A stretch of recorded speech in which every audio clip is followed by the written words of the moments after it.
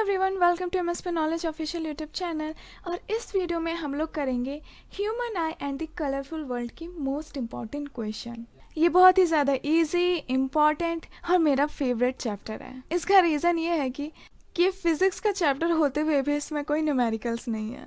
और जैसा कि तुम लोगों को नहीं पता कि मेरी और फिज़िक्स में कुछ ज़्यादा पड़ती नहीं है, इसी वजह से थ्योरी वाले चैप्टर मुझे बेस्ट लगते हैं। पर हम लोगों को ऐसा बिल्कुल भी नहीं कहना चाहिए। हर एक सब्जेक्ट इम्पॉर्टेंट होता है, पर फिजिक्स को लेके मुझे डाउट है रियली। सो बिना टाइम वेस्ट किए अब हम लोग ये चैप्टर स्टार्ट करते हैं।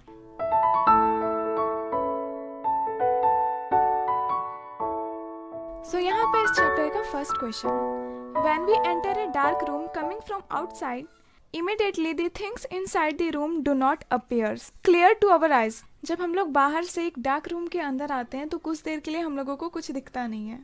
तो ऐसा क्यों होता है? तो इसका सही आंसर है B, pupils take time to adjust। देखो, जब हम लोग ब्राइट लाइट से डार्क लाइट में पहुंचते हैं तो हमारे प्यूपिल्स को कुछ टाइम लगता है उसको एडजस्ट करने में, जिसकी वजह से डार्क रूम में वो देख सके। ये कुछ 20 to 25 सेकंड का समय रहता है जब हमें क्लियरली कुछ नहीं दिख रहा होता है। तो सुनो, मैं तुम लोगों को एक इंटरेस्टिंग बात बताती हूँ। तो जो पहले के पायरेट्स होते थे, पायरेट्स ऑफ कैरेबियन देखी है ना? हाँ, तो जो पायरेट्स होते थे वो अपनी एक आँख में पट्टी बांध के रखते थे। देखो, कुछ लोगों की तो आँख ख़राब रहती थी, इसकी वजह से वो पट्टी लगाए रहते थे। तो इस पर हम लोग ज़्यादा नहीं जाएंगे, ये उनका पर्सनल मैटर है। पर कुछ पायरेट्स क्या करते थे, जानबूझ के इसमें पट्टी लगाया करते थे एक आँख में। तो जब वो किसी डार्क केव में जाते थे तो वो इस पट्टी को अपने दूसरे आँख के साइड शिफ्ट कर लेते थे। और ये वाला आइज जो कि ऑलरेडी डार्क के लिए सेट है, तो वो तुरंत उस डार्क एरिया को देखना शुरू कर देता था। इस आइज को 20 to 25 सेकंड की ज़रूरत नहीं रहती थी खुद को एडजस्ट करने के लिए, ये ऑलरेडी डार्क के लिए एडजस्टेड था। तो जब वो तुरंत डार्क केव में एंटर करते थे उनको पूरा अच्छे से दिखने लगता था, जिससे उन्हें पकड़ना मुश्किल होता था। तो इससे पहले तुम लोगों को ये बात पता थी या नहीं? सो इस क्वेश्चन का राइट आंसर है B, pupils take time to adjust. So अब हम लोग करते हैं next question. So next question है, the phenomena of light responsible for the working of human eye is. तो इसका राइट आंसर है बी, रिफ्रैक्शन। क्योंकि जो हमारी आई बॉल होती है उसके अंदर एक लेंस रहता है और लेंस के अंदर लाइट रिफ्रैक्ट होती है। तो इसका सही आंसर है बी, रिफ्रैक्शन। रिफ्लेक्शन नहीं, लेंस में रिफ्रैक्शन होता है, तो रिफ्लेक्शन रॉन्ग आंसर है। पावर ऑफ एकोमोडेशन से वर्किंग का कोई लेना देना नहीं है, और परसिस्टेंस ऑफ विजन ये तो कोई बात ही नहीं है। सो इस क्वेश्चन का राइट आंसर हो गया बी, रिफ्रैक्शन। नेक्स्ट क्वेश्चन है, व्हेन लाइट रे enter the I most of the refraction occurs at the. अगर आई के अंदर लाइट पड़ रही है तो सबसे ज़्यादा रिफ्रैक्शन कहाँ पे होगा? तो इसका राइट आंसर है B, outer surface of the cornea. देखो, कॉर्निया एक ट्रांसपेरेंट लेयर होती है जो हमारी आइज को प्रोटेक्ट करती है, और कॉर्निया का रिफ्रैक्टिव इंडेक्स और एयर का रिफ्रैक्टिव इंडेक्स बहुत ही डिफरेंस होता है। इसकी वजह से सबसे ज़्यादा रिफ्रैक्शन कॉर्निया में ही होती है। सो इस क्वेश्चन का राइट आंसर हो गया B, the outer surface of the cornea. अब हम लोग मूव करते हैं नेक्स्ट क्वेश्चन पर। सो नेक्स्ट क्वेश्चन है, which of the following statement is correct. तो हम लोगों को इनमें में से करेक्ट स्टेटमेंट बतानी है। सो पहला है, a person with myopia can see distance object clearly. तो यहाँ पे देखो, मायोपिया और हाइपरमेट्रोपिया की बात की गई है, तो हम लोग सबसे पहले इन दोनों के बारे में अच्छे से जान लेते हैं। तो देखो, मायोपिया एक विजन डिफेक्ट होता है। उसमें क्या होता है, हम लोगों को दूर की चीज़ें नहीं दिख पाती हैं ठीक से, पर पास की चीज़ें हम लोग अच्छे से देख लेते हैं। तो हम लोग पास की चीज़ें मायोपिया में अच्छे से देख लेते हैं, इसलिए हम लोग मायोपिया को नियर साइटेडनेस भी बोलते हैं। और वहीं दूसरी तरफ हाइपरमेट्रोपिया में क्या होता है, हम लोग पास की चीज़ें नहीं देख पाते, दूर की चीज़ें अच्छे से देख लेते हैं। पास की चीज़ें हम लोगों को ब्लर दिखाई देती है, इसकी वजह से हम लोग हाइपरमेट्रोपिया को फार साइटेडनेस भी बोलते हैं। तो अब हम लोग क्वेश्चन सॉल्व करते हैं। तो पहला ऑप्शन था, a person with myopia can see distance object clearly. तो ये ऑप्शन गलत है, वो पास की चीज़ें अच्छे से देख पाता है, दूर की चीज़ें उसके लिए ब्लर दिखाई देती हैं। ऑप्शन बी है, अ person with hypermetropia can see near by object clearly. तो ये भी ऑप्शन गलत है, बल्कि इसका जस्ट उल्टा होता है। हाइपरमेट्रोपिया में हम लोगों को पास की चीज़ें अच्छे से नहीं दिखती, वो हम लोगों को ब्लर दिखाई देती है, और हम लोग दूर की चीज़ें अच्छे से देख लेते हैं। ऑप्शन नंबर सी है, अ person with myopia can see near by object clearly. तो ये एकदम सही बात है। मायोपिया में हम लोग पास की चीज़ें अच्छे से देख लेते हैं और दूर की चीज़ें हमें ब्लर दिखाई देती हैं। सो इस क्वेश्चन का राइट आंसर हो गया सी, ऑप्शन नंबर डी भी पढ़ लेते हैं। A person with hypermetropia can not see distance object clearly, तो ये भी एकदम गलत है। तो इस क्वेश्चन का राइट आंसर है सी। और ये काफ़ी इंपॉर्टेंट क्वेश्चन भी है, तो इसको भी अपने नोटबुक में नोट कर लेना। अब हम लोग मूव करते हैं नेक्स्ट क्वेश्चन पे। सो नेक्स्ट क्वेश्चन है the least distance of distinct vision for a young adult with normal vision is. तो नॉर्मल पर्सन का least distance of distinct vision होता है 25 सेंटीमीटर। तो 25 सेंटीमीटर तक रखी गई चीज एक नॉर्मल व्यक्ति आराम से देख लेता है। अगर ऑब्जेक्ट को 25 सेंटीमीटर से और पास में करेंगे आई के, तब हम लोगों को प्रॉब्लम होगी देखने में। तो इसलिए 25 centimetre is the least distance of distinct vision. और वैसे ही far distance of distinct vision होता है इनफिनाइट। तो ये भी क्वेश्चन में पूछ सकता है, तो इसको भी याद कर लेना। सो क्वेश्चन नंबर 6 हमसे पूछ रहा है the focal length of a eye lens increases when eye muscles. तो इस क्वेश्चन को करने से पहले इसकी थ्योरी जान लेते हैं। तो जैसा तुम लोगों को पता है कि हमारी आई में एक आई लेंस होता है और यहाँ पे होती है एक मसल जिसको हम लोग सीलेरी मसल कहते हैं, जो आई वॉल के थिकनेस को कंट्रोल करती है। तो यहाँ पे पूछा गया है कि जब फोकल लेंथ इंक्रीज करता है तब आई मसल्स क्या हो रही होती हैं। तो देखो, जब फोकल लेंथ इंक्रीज करेगा तब जो आई बॉल है वो पतला हो जाएगा।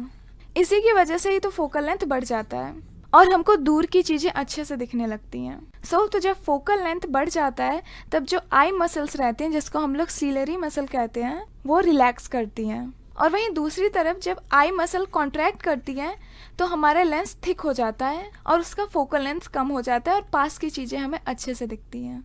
तो जब आई मसल रिलैक्स करती हैं तो फोकल लेंथ बढ़ता है और हमको दूर की चीज़ें अच्छे से दिखती हैं। और वही जब आई मसल कॉन्ट्रैक्ट करता है तब फोकल लेंथ घटता है, क्योंकि लेंस थिकर हो जाता है और हम लोगों को पास की चीज़ें अच्छे से दिखती हैं। अब हम लोग ऑप्शन पढ़ लेते हैं। सो फर्स्ट ऑप्शन है are relax and lens become thinner.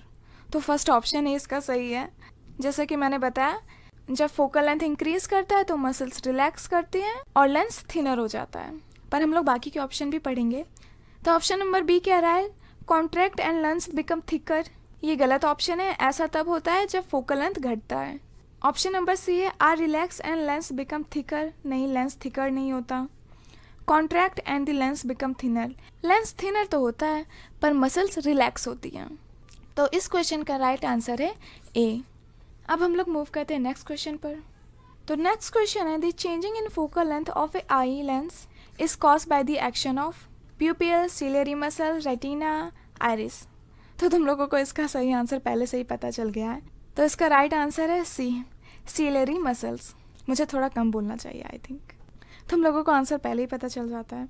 तो अब हम लोग मूव करते हैं नेक्स्ट क्वेश्चन पर। सो क्वेश्चन नंबर 8 में पूछा है a student sitting on the last bench, यानी कि वो हम लोगों के जैसा बैक बेंचर है। Interesting. Can read the letter written on the black board but is not able to read the letters written in the text book. ओ, ये तो हार्ट मेल्टिंग स्टोरी है। तो जो स्टूडेंट है वो बैक बेंचर इसीलिए है क्योंकि उसे अपने टेक्स्ट बुक में क्या लिखा है वो दिखता ही नहीं है। पर ये बात जब वो लोगों को बताता है तो सब लोग कहते हैं तुमको ब्लैक बोर्ड पे लिखा हुआ दिख जाता है पर टेक्स्ट बुक पे लिखा हुआ नहीं दिखता, मतलब तुम बहाने बना रहे हो। पर हम लोग सब समझते हैं, उसके दिल की बात जानते हैं। तो हम लोगों को इस क्वेश्चन में सिर्फ यही बताना है कि इन 4 ऑप्शन में से कौन सा राइट जवाब होगा जो कि वो बच्चा दे सकता है दुनिया को। तो फर्स्ट ऑप्शन है the near point of his I has receded away. Receded मतलब चला गया। तो ये ऑप्शन एकदम सही है, पहले ही ऑप्शन मिल गया। तो उसका नियर पॉइंट जो है उस पॉइंट से हट के दूर चला गया है, जिसकी वजह से उसको दूर की चीज़ें अच्छे से दिख जा रही हैं पर पास की टेक्स्ट बुक नहीं दिख पा रही है। पर हम लोग बाकी के ऑप्शन भी चेक कर लेते हैं। तो ऑप्शन नंबर बी है the near point of his eye has come closer to him. Closer नहीं बल्कि फार होगा, यहाँ पे वो दूर चला गया है। ऑप्शन नंबर सी है the far point of a I, far point से कुछ लेना देना ही नहीं है। सो इस इमोशनल क्वेश्चन का राइट आंसर है ए। अब हमारे स्टूडेंट के पास प्रॉपर जवाब है जो कि वो दुनिया के मुंह पे मारेगा जब उससे वापस यही क्वेश्चन पूछा जाएगा। तो तुम लोगों ने काफ़ी अच्छा काम किया है, तो इस अच्छे काम को याद रखना और हो सके तो अपने नोटबुक में भी लिख लेना, और अगर एग्जाम में ये क्वेश्चन आ गया तो वहाँ पे भी अच्छा ही फैलाना। ओके, अब हम लोग मूव करते हैं नेक्स्ट क्वेश्चन पर। सो नेक्स्ट क्वेश्चन में दिया हुआ है ये डायग्राम और हम लोगों को बताना है the angle of incident, the angle of emergence and the angle of deviation, इनमें में से कौन सा है। तो सिंपल है, लाइट रे यहाँ से आ रही है और इस पॉइंट से जाकर अंदर घुस रही है और ये हो गया नॉर्मल। तो इंसिडेंट रे जो नॉर्मल से एंगल बनाती है उसी को हम लोग बोलते हैं एंगल ऑफ इंसिडेंट। तो एंगल ऑफ इंसिडेंट हो गया P, और यहाँ पे लाइट रे बाहर निकल रही है और ये हो गया नॉर्मल। तो जब लाइट बाहर निकलती है, जिसको हम लोग इमर्ज रे बोलते हैं, वो नॉर्मल से जो एंगल बनाती है उसको बोलते हैं हम लोग एंगल ऑफ इमर्जेंस। तो ये हो गया हम लोगों का y, एंगल ऑफ इमर्जेंस। अब हम लोग बात करते हैं एंगल ऑफ डेविएशन की। जब हम लोग इमर्जेंस रे और इंसिडेंट रे को एक्सटेंड करेंगे तो वो एक एंगल बनाएगा बाहर की तरफ, उस एंगल को हम लोग बोलते हैं एंगल ऑफ डेविएशन। तो यहाँ पे z हो गया एंगल ऑफ डेविएशन। देखो, डेविएशन का मतलब क्या होता है? अपने रास्ते से हट जाना, डेविएट कर जाना। तो अगर ये प्रिज्म नहीं होता तो इंसिडेंट रे ऐसे सीधे जाती, पर अब वो इधर जा रही है तो इतना एंगल वो डेविएट कर गई है, इसलिए हम लोग इस एंगल को बोलते हैं angle of deviation. I hope तुम लोगों को अच्छे से ये बात समझ में आ गई होगी। सो इस क्वेश्चन का राइट आंसर है PYZ। अब PYZ। तो ये क्वेश्चन तो हो गया। अब हम लोग करते हैं next question. So question number 10 है, which of the following phenomena of light are involve in formation of rainbow. तो इनमें में से कौन कौन से फेनोमेना से रेनबो बनता है? तो ऑप्शन दिए हुए हैं reflection, refraction, dispersion, total internal reflection या फिर इंटरनल रिफ्लेक्शन। सो इस क्वेश्चन को करने से पहले हम लोग इसका कॉन्सेप्ट जान लेते हैं। तो ये मान लो हो गई वाटर ड्रॉप और लाइट यहाँ से घुस रही है। तो जब यहाँ से लाइट घुस रही है तो ये हो गया रिफ्रैक्शन। उसके बाद लाइट बैंड होती है तो ये हो गया रिफ्लेक्शन। फिर ये वाइट लाइट डिस्पर्स हो जाती है 7 कलर में, तो ये हो गया डिस्पर्सन। सो यहाँ पे रिफ्रैक्शन भी हो रहा है, रिफ्लेक्शन भी हो रहा है और डिस्पर्शन भी हो रहा है। अब हम लोग ऑप्शन चेक कर लेते हैं। सो रिफ्लेक्शन, रिफ्रैक्शन, डिस्पर्शन, ये तो सही लग रहा है। Refraction, dispersion, total internal reflection. देखो, टोटल इंटरनल रिफ्लेक्शन ये अलग चीज़ है, मतलब यही चीज़ है, पर ये तुम लोगों के सिलेबस में नहीं है। तुम लोग इसके बारे में आगे के क्लासेस में पढ़ोगे। देखो, टोटल इंटरनल रिफ्लेक्शन होता है ऑप्टिक केबल्स में, डायमंड में, जिसकी वजह से जो डायमंड है वो एकदम चमकता हुआ नज़र आता है। उसमें कोई लाइट नहीं लगी रहती है, उसमें लाइट रहती है। मेरा मतलब है कि उसमें लाइट रे रहती है जो कि डायमंड के अंदर ट्रैप हो जाती है, बेचारी लाइट। ओके, अब टॉपिक पे आते हैं, ज़्यादा बातें नहीं करेंगे। तो टोटल इंटरनल रिफ्लेक्शन नहीं होगा। ऑप्शन नंबर सी में भी है रिफ्रैक्शन, डिस्पर्शन, इंटरनल रिफ्लेक्शन। हाँ, तो यहाँ पे इंटरनल रिफ्लेक्शन हो रहा है, तो ये भी सही आंसर है। डिस्पर्सन, स्कैटरिंग, फिर टोटल इंटरनल रिफ्लेक्शन नहीं होगा। यहाँ पे हम लोगों को 2 ऑप्शन में कंफ्यूजन है। यहाँ पे सिर्फ रिफ्लेक्शन लिखा हुआ है और इस ऑप्शन में लिखा हुआ है इंटरनल रिफ्लेक्शन। तो देखा जाए तो यहाँ पे इंटरनल रिफ्लेक्शन ही हो रहा है, बूथ के अंदर ही हो रहा है, तो इसका मतलब इंटरनल ही हुआ। तो इस क्वेश्चन का राइट आंसर है सी। आई होप तुम लोगों को इस क्वेश्चन के पीछे का कॉन्सेप्ट समझ में आ गया होगा। तो रेनबो फॉर्म करने में 3 प्रोसेसेस होती हैं। पहला हो गया रिफ्रैक्शन, इंटरनल रिफ्लेक्शन और डिस्पर्जन। इन्हीं तीनों प्रोसेस के बाद हमारा सुंदर सा रेनबो बनके तैयार हो जाता है। अब हम लोग मूव करते हैं नेक्स्ट क्वेश्चन पर। नेक्स्ट क्वेश्चन है, twinkling of star is due to atmospheric. तो रात में जो स्टार ट्विंकल ट्विंकल करते हैं तो उसका कारण क्या रहता है? तो देखो, जो हम लोगों का एटमॉस्फेयर रहता है वो कई लेयर में बना रहता है। वहाँ की हर एक लेयर की रिफ्रैक्टिव इंडेक्स अलग अलग रहती है। तो जब स्टार से लाइट पहुँचती है तो वो सीधे नहीं आती बल्कि वो डेविएट होती रहती है, जिसकी वजह से हम लोगों को लगता है कि स्टार ट्विंकल कर रहे हैं। अब हम लोग ऑप्शन चेक कर लेते हैं। पहला ऑप्शन है dispersion of a light by water droplet. तो यहाँ पे वाटर ड्रॉपलेट का कोई रोल नहीं है। ऑप्शन नंबर बी है refraction of a light by different layer of varying refractive indexes या इंडीज, बात एक ही है। तो ये ऑप्शन तो सही लग रहा है। ऑप्शन नंबर सी है scattering of a light by dust particle. नहीं, तो यहाँ पे स्कैटरिंग नहीं होती है। और ऑप्शन नंबर डी है internal reflection of a light by cloud. तो ये भी नहीं होता। तो इस क्वेश्चन का राइट आंसर है B, refraction of a light by different layer of varying refractive indices या इंडेक्सेस, जो भी कहो। अब हम लोग करते हैं नेक्स्ट क्वेश्चन। तो क्वेश्चन नंबर 12 है, at noon the sun appears white as. तो दोपहर में हम लोगों को सन वाइट कलर का क्यों दिखता है? तो ये क्वेश्चन करने से पहले हम लोग इसकी थ्योरी जान लेते हैं। तो मान लो ये हम लोगों का अर्थ सरफेस है और यहाँ पे तुम बैठे हुए हो, मतलब खड़े हो, और ये हम लोगों का हो गया एटमॉस्फेयर, और दोपहर का वक्त है इसलिए सन हमारे जस्ट सर के ऊपर है। अब देखो, जब सन हमारे जस्ट ऊपर रहता है यानी दोपहर में, तब सन की रेस को काफी कम ट्रैवल करना रहता है एटमॉस्फेयर से, जिसकी वजह से सन के अंदर की जितनी लाइट है वो ज्यादा स्कैटर नहीं हो पाती हैं।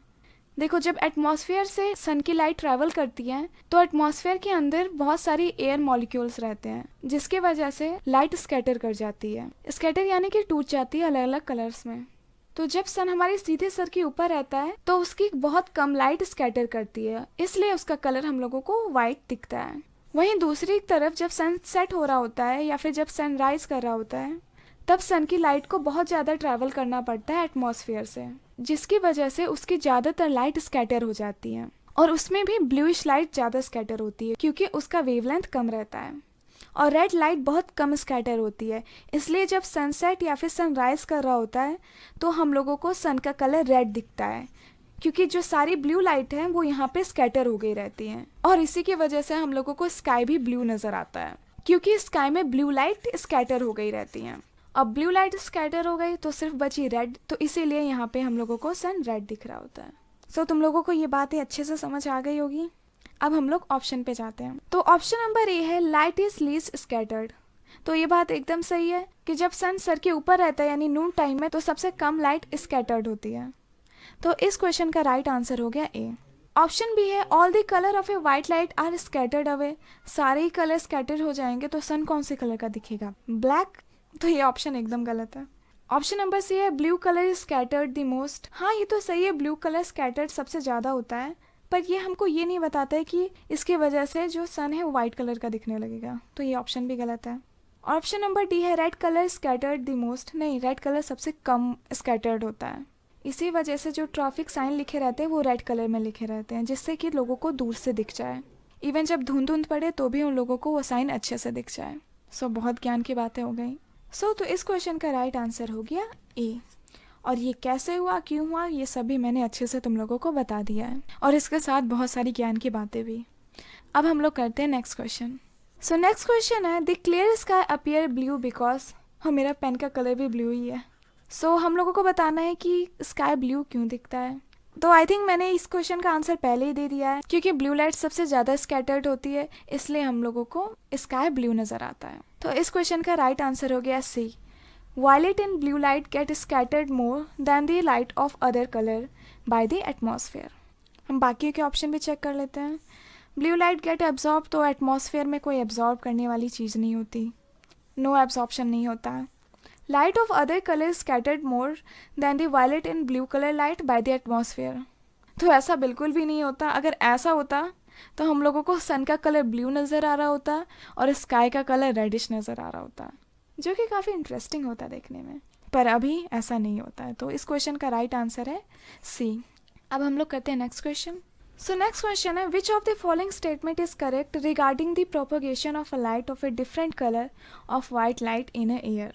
तो ये बड़ा सा क्वेश्चन हमसे ये पूछ रहा है कि एयर में डिफरेंट कलर की लाइट कैसे प्रोपोगेट होती है। तो इसके पीछे काफ़ी छोटा सा कॉन्सेप्ट है। तो जब लाइट एयर में मूव करती है तो इससे कोई फ़र्क नहीं पड़ता कि उसका कलर क्या है, वो सेम स्पीड से मूव करती है। मतलब रेड लाइट भी सेम स्पीड से चलेगी, येलो लाइट भी उसी स्पीड से चलेगी और ब्लू लाइट भी उसी स्पीड से चलेगी। यानी कलर से प्रोपोगेशन ऑफ लाइट पे कोई असर नहीं पड़ता।